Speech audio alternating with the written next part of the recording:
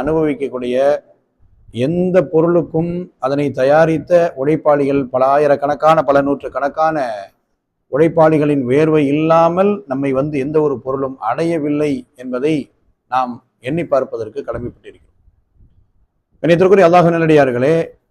மார்க்கம் உழைப்பாளிகளை பற்றியும் அவர்களுக்கு செய்ய வேண்டிய கடமைகளை பற்றியும் அவருடைய உரிமைகளை பற்றியும் ஒரு உழைப்பாளியினுடைய செயல்பாடை அல்லாஹ் எவ்வளவு நேசிக்கிறான் என்பது குறித்தும் இந்த இஸ்லாமிய மார்க்கம் திரு குர்ஆனும் சரி, ஹதரத் ரசூல் ஸல்லல்லாஹு அலைஹி வஸல்லம் அவர்களும் சரி, அவர்கள் சொல்லி தந்ததை போல வேற எந்த ஒரு கொள்கையிலும் எந்த ஒரு மதத்திலும் இந்த அளவிற்கு ஒரு உழைப்பாளியை தொழிலாளியை குறித்து உயர்த்தி பேசியதில்லை.